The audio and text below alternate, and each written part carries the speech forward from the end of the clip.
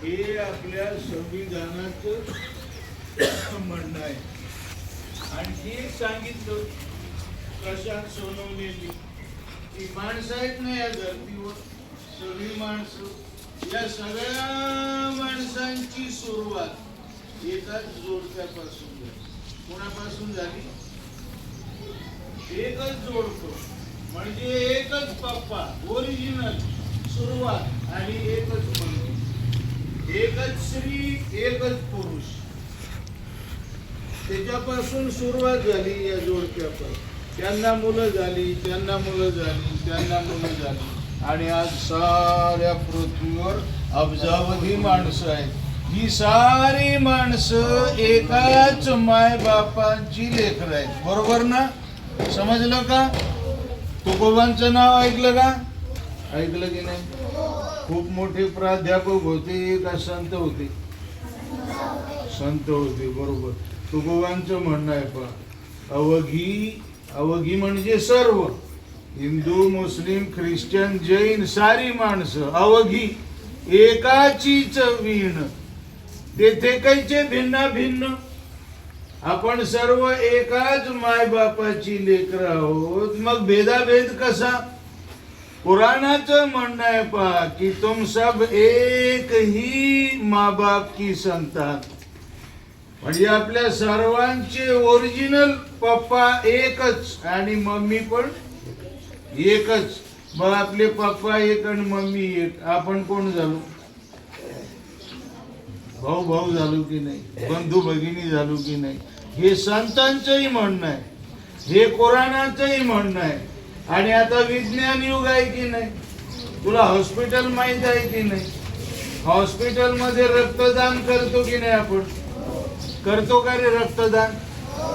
मग मला सांगा, इमर्जन्सी मध्ये जर एका हिंदू पेशंटला मुसलमानाचं रक्त दिलं तर चालतं का रे?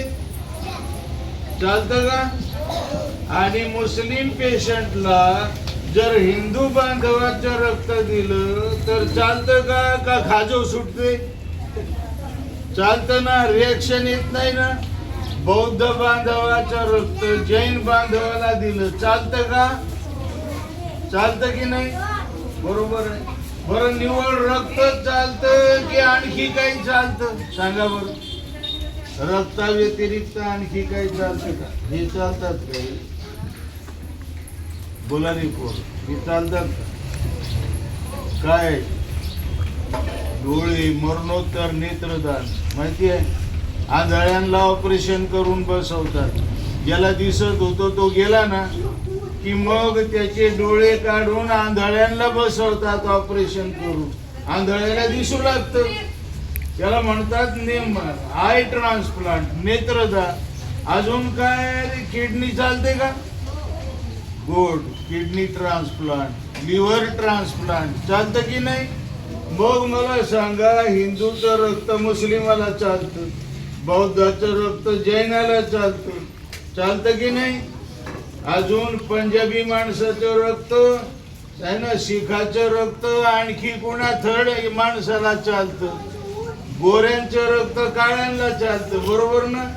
याचा अर्थ विज्ञान सुद्धा सांगत आहे की अखिल मानव जातीमध्ये रक्ताचं नातं आहे. सर्वांचं रक्त एक आहे. ब्लड ग्रुप RH टायपिंग सारखं असलं, मॅचिंग असलं की रक्त चालतं. गोरा असो नाही तर काळा, मुस्लिम असो नाही तर हिंदू.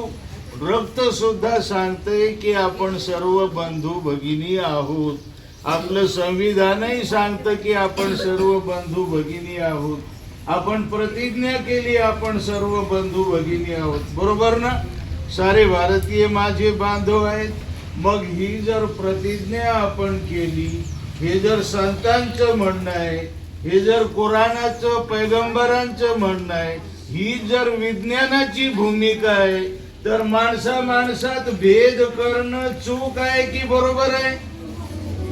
चूक आहे. समजलं सगळ्यांना? चूक आहे की बरोबर आहे? माणसात भेद करणं चूक आहे. कोणी वरच्या जातीचा नाही, कोणी खालच्या जातीचा नाही. एखादा माणूस खालच्या जातीचा आहे, एखादा उच्च जातीचा आहे, मग मोठा कोण आहे? का दोन्ही सारखे? दोन्ही सारखे आहेत. बस हे समजलं पाहिजे आपल्याला. इकडे असू द्या, कुल्लू नफ्सिन जायकातुल मौत. आपल्या सगळ्यांना या जगातून जायचंय, बरोबर का चूक? मृत्यू सगळ्यांना.